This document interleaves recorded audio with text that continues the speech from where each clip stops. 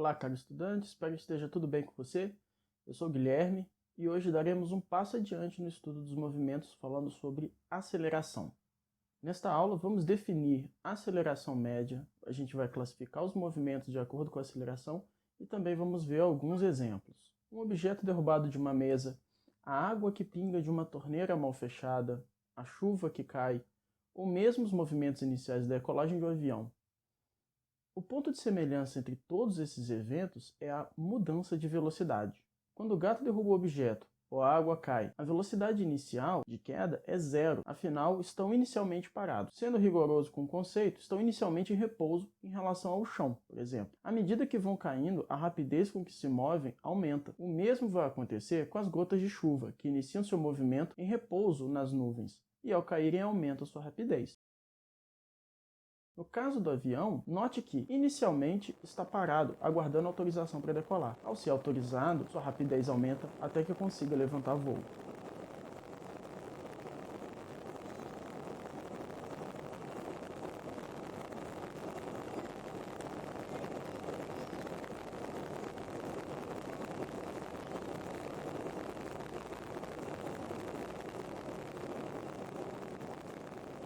Em todos os casos que falamos aqui, houve mudança de velocidade. E em todos os casos que há mudança de velocidade, vai haver aceleração.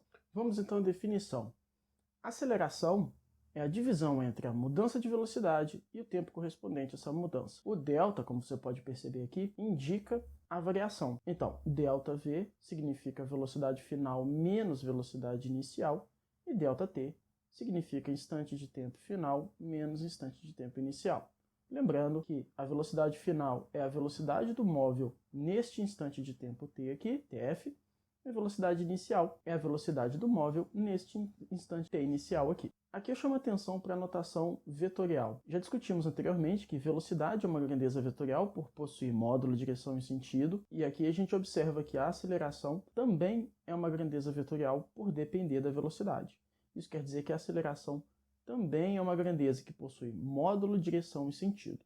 Falando de uma outra maneira, essa informação de que a aceleração é um vetor significa que, para existir aceleração, basta que qualquer mudança na velocidade aconteça. Ou seja, para que haja aceleração, a velocidade deve mudar ou em módulo, ou em direção, ou em sentido. A gente vai explorar essas características mais profundamente num momento mais adequado. E aqui eu queria chamar a atenção de vocês para uma coisa importante. Nesse primeiro momento, por simplicidade, nós vamos tratar apenas de movimentos que acontecem em linha reta, que é basicamente o que a gente já vem trabalhando até agora. A única diferença dos exemplos anteriores para os exemplos a serem tratados agora, nesse momento, é que haverá mudança na velocidade. Então vamos ao primeiro exemplo. Esse vídeo que vocês estão vendo aí agora apresenta a final da competição de 100 metros durante o Mundial de Atletismo de 2019, disputado em Doha, no Catar. Nessa prova, os competidores estão alinhados e, ao disparo do tiro de largada, partem em linha reta e percorrem 100 metros até a linha de chegada. O primeiro que cruzar a linha de chegada é declarado vencedor. Nessa prova, os 3 primeiros colocados foram Christian Coleman, com 9 segundos e 76 centésimos, ou 9,76 segundos, Justin Gatlin, com 9 segundos e 89 centésimos, ou 9,89 segundos, e André De Grassi, com 9 segundos e 90 centésimos, ou 9,90 segundos. Observe que o movimento dos competidores não acontece com a mesma velocidade o tempo todo. Eles começam com velocidade igual a zero, todo mundo parado, no suporte de largada, e essa rapidez, ou a velocidade que eles desenvolvem, aumenta com o passar do tempo, até um determinado limite, que depende evidentemente de cada competidor. Então vamos pensar nesse primeiro exemplo. Considere a prova de 100 metros de atletismo disputada no ano de 2019, em Doha. Suponha que o vencedor gaste 2,5 segundos desde a largada até alcançar a velocidade de 10 metros por segundo. Qual foi a sua aceleração nesse caso? Então a gente vai considerar que a velocidade máxima atingida pelo competidor é 10 metros por segundo e que ela é alcançada em 2,5 segundos. Isso quer dizer que, desde a largada, nos primeiros 2,5 segundos, ele está aumentando a sua velocidade, até 10 metros por segundo. Então, a gente vai resolver esse exercício usando uma forma simplificada, um raciocínio simplificado. Sabemos que o instante inicial é zero, nosso cronômetro está zerado no início do movimento. O instante final a ser considerado aqui é 2,5 segundos, foi dito no enunciado. A velocidade inicial é 0, já que o competidor, assim como todos os outros, estão em repouso em relação à beirada da pista, por exemplo. E a velocidade final, que é a velocidade de interesse, que é a velocidade no instante 2,5 segundos, é exatamente 10 metros por segundo, como foi dito pelo nosso enunciado. Então, para fazer esse cálculo, nós vamos usar a definição de aceleração média. Vamos pegar a variação de velocidade e dividir pelo intervalo de tempo. Então, a variação de velocidade vai ser a velocidade final menos a inicial, e o intervalo de tempo vai ser o instante de tempo final menos o inicial. Então, a gente tem velocidade final 10 metros por segundo, inicial 0 metros por segundo, instante final 2,5 segundos, instante inicial 0. Colocando isso na conta, a gente chega aqui, a aceleração média vai ser nada mais do que 10 metros por segundo dividido por 2,5 segundos. Então, a gente encontra o valor de 4 metros por segundo. Não precisa achar estranho, a unidade de medida é essa mesmo, e em breve eu vou detalhar por que a gente escreve dessa forma. Mas o importante aqui nesse caso é atentar para como que a gente fez para determinar a aceleração. Então, para determinar a aceleração, primeira coisa que é interessante que você faça é identificar o intervalo de tempo de interesse, os instantes inicial e final. Em seguida, identifique as velocidades inicial e final, ou seja, aquelas velocidades que correspondem ao instante inicial e ao instante final. E finalmente aplica a definição. A aceleração média vai ser a variação da velocidade dividido pelo intervalo de tempo correspondente. Vamos à unidade de medida. Como a aceleração é a medida da variação da velocidade no intervalo de tempo, ou seja, você encontra ela dividindo velocidade por tempo, é esperado que a unidade de aceleração deva ter no seu numerador uma unidade de velocidade e no seu denominador uma unidade de tempo. Então aqui a gente tem alguns exemplos de unidades de aceleração. Quilômetros por hora, centímetros por segundo e metros por segundo, sendo que este último exemplo aqui é o padrão do Sistema Internacional, metros por segundo. Como identificar isso? Basta você lembrar que para a unidade de aceleração, então, pertencer ao Sistema Internacional, tanto a unidade de velocidade quanto a de tempo tem que pertencer ao Sistema Internacional também. Já vimos que a unidade padrão do Sistema Internacional para velocidade é o metro por segundo, está aqui no numerador da fração. Já vimos que a unidade de tempo padrão é o segundo, portanto, metros por segundo dividido por segundos. Esse é o padrão SI. Porém, existe uma outra forma de você escrever essa unidade. Se você observar com cuidado, vai perceber que isso aqui é nada mais do que uma divisão de fração. Ou seja, uma fração no numerador e uma fração no denominador. A gente pode reescrever essa fração dessa forma. Metros por segundo no numerador, segundos dividido por 1 no denominador. E fazer a divisão de fração é nada mais do que conservar a primeira e multiplicar pelo inverso da segunda, ficando metros dividido por segundo, que é a primeira fração, multiplicado pelo inverso da segunda, 1 sobre segundos. Quando você faz essa conta, vai ficar numerador vezes numerador, dá m vezes 1 que dá m, ou seja, metros vezes 1 que dá metros, segundo vezes segundo que dá segundo ao quadrado. E a gente chega nessa forma aqui. Essa é a forma que é mais comum de se apresentar a unidade de aceleração, que é o metro por segundo ao quadrado. Então, nos livros, nas referências, você vai encontrar muito mais presente essa forma de escrita do que metros por segundo. Existem outras ainda, mas essa é a mais comum disparado de todas. Vamos fazer mais um exemplo. Imagina um veículo que reduz a sua velocidade até parar diante do semáforo e faz isso em 5 segundos. Vamos imaginar que o motorista, ao visualizar o sinal, ele está com seu veículo a 36 km por hora.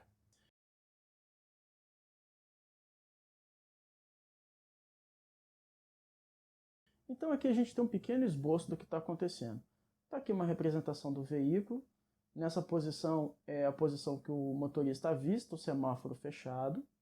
Eu estou escolhendo orientar para a direita positivo e a velocidade desse veículo neste momento é 36 km por hora e ele está andando no sentido do semáforo. Após algum tempo, esse veículo vem e para diante do semáforo. Se ele para, quer dizer que ele entra em repouso em relação ao semáforo, por exemplo, e se ele entra em repouso, quer dizer que a velocidade dele é 0 km por hora. Então, após 5 segundos reduzindo sua velocidade, ele vai parar diante do semáforo. Então, nota a indicação da seta da velocidade, no caso do vetor velocidade, e observa também, vou chamar a atenção, da orientação que foi escolhida aqui. E aqui eu lembro que a orientação é uma escolha. Você, quando vai montar sua representação, escolhe a orientação que vai utilizar.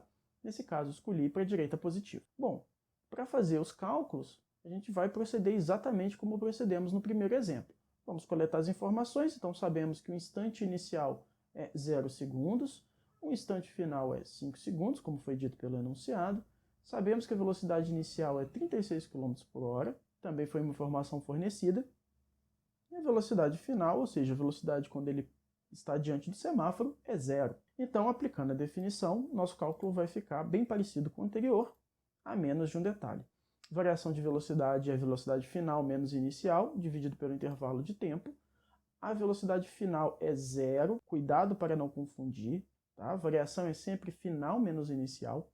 A final aqui é zero, a inicial é 36 km por hora. O instante final 5 segundos, o instante inicial 0 segundos. Então, fazendo os cálculos, teremos menos 36 km por hora dividido por 5 segundos. 0 menos 36 dá menos 36. Esse valor é negativo e vai ser menos 36 km por hora dividido por 5 segundos. Então, ao fim desse cálculo, a gente tem duas observações. A primeira delas é exatamente as unidades de medida. Não é nem um pouco conveniente que se utilize sistemas de unidades diferentes para a mesma grandeza. Então você claramente nota a utilização de horas e segundos. Não é interessante que se faça isso. Aliás, a partir deste momento, trabalhar com as grandezas físicas fica cada vez mais recomendado que você utilize o sistema internacional. Em diversos casos, inclusive as contas vão ficar mais simples. Então é o que vamos fazer aqui agora. Vamos reescrever esse cálculo utilizando as grandezas escritas no sistema internacional. Para isso, a gente vai reescrever a velocidade, que é 36 km por hora, ou menos 36 km por hora, nós vamos transformar em metros por segundo. E aqui eu já vou fazer essa conversão utilizando o fator 3,6. Caso você tenha dúvidas nisso, na aula de velocidade média foi explorado exaustivamente as conversões de unidades de velocidade, tanto usando apenas conversão do deslocamento, quanto do tempo, os dois, e até de onde que surge esse fator 3,6. Aqui eu já vou aplicar esse recurso para facilitar a nossa vida. Então, a velocidade inicial, aqui 36 km por hora, aplicando o fator 3,6, nós vamos encontrar exatamente 10 metros por segundo. Refazendo os cálculos que nós tínhamos feito anteriormente, vamos ter que, onde tem 36 km por hora, vamos substituir pelos 10 metros por segundo, e agora sim, metros por segundo, tempo em segundo, dá para fazer essa conta aqui, e a gente chega ao valor de menos 2 metros por segundo ao quadrado. A segunda observação está relacionada exatamente com esse sinal negativo. Vamos ver novamente a representação do movimento. Mais uma vez chama atenção para a indicação da seta da velocidade. Observa para onde ela está apontando. Ela está apontando no sentido do movimento do veículo, que neste caso coincide com a nossa orientação positiva. Se a velocidade inicialmente aponta para o sentido positivo, que nesse caso é a direita, então é para esse lado que o veículo está se movimentando. De fato é o que acontece. Se o veículo para diante do semáforo, isso quer dizer que a velocidade dele reduziu. Se ele estava a 36 km por hora e na frente do semáforo ele está parado, a velocidade dele só pode estar diminuindo de valor. Ou seja, a aceleração que está atuando sobre esse veículo tem que necessariamente estar atuando no sentido contrário da velocidade. E é exatamente isso que a gente usa para representar. Observe então essa representação. Aqui nós estamos indicando a aceleração apontando exatamente ao contrário da velocidade. E agora chama atenção para mais uma vez.